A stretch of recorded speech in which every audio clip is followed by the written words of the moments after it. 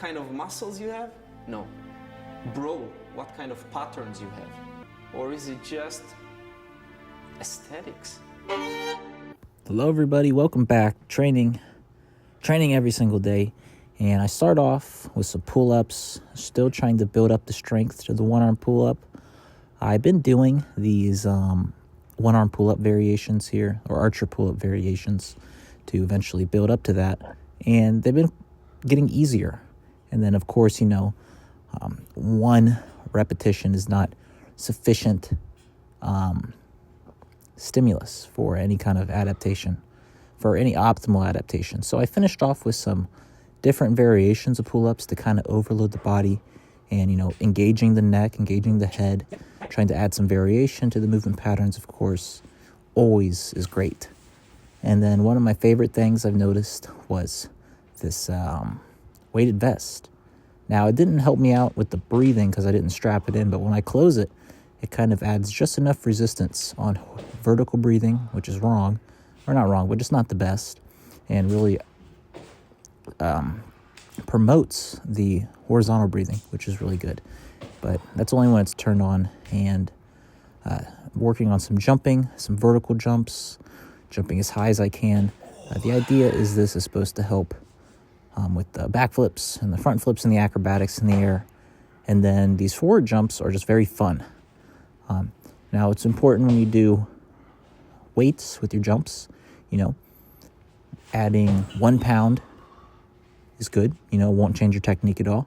Adding 12 pounds, which I think this vest is, does not change the movement patterns of jumping. So if you were to spend significant amount of time, like years, every single day jumping with 200 pounds strapped around each leg and your chest as well, that's definitely going to change your jumping pattern and the way you jump, so that when you take the vest off, you're going to be not practiced for the right kind of free weight jumping. So that's why a very low weight is actually more beneficial than a heavy weight, because the heavier the weight, if you get a weight that's too heavy, you'll be training the wrong patterns. But if you get a weight that doesn't really change your center of mass that much, a man's center of mass is around their chest, so that's really good that I have the weight there. I put it on my chest and I can jump, and I can use that same jumping pattern without the vest. And then, nighttime stretching is the best time to stretch because all the reasons I say before.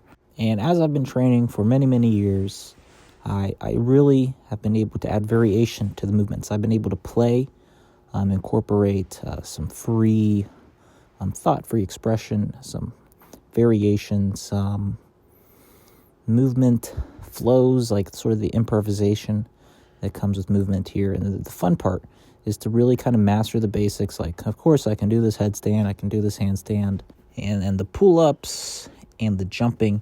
And just because I've kind of, have a really solid foundation and understanding of it, I can add variation. Those variations are really where the benefits come from, because that means it shows that you have control over your body, control over the movement, and you're able to add some expression, add some complexity, and train other things. Like when I do the pull-ups, of course, I can train the pulling muscles and the pulling pattern, but then I can engage my head to put it on top of the bar. And it's just more fun, more engaging, more stimulating, just novel movements. As you know, when you do anything novel, your brain relieves BDNF, which is a big nerd word for brain-derived neurotrophic factor, which promotes neuroplasticity, which is a very scientific way of saying you get better, you get at learning, you get smarter, your brain gets healthier. And I just finish up with these stretches here with the arms. Don't forget the arms, pushing, pulling, legs, stretching. That's what I did for today. Thank you for watching. Don't forget, movement is improvement. Like, comment, subscribe, follow my Instagram, and call me with the number below. Bye-bye.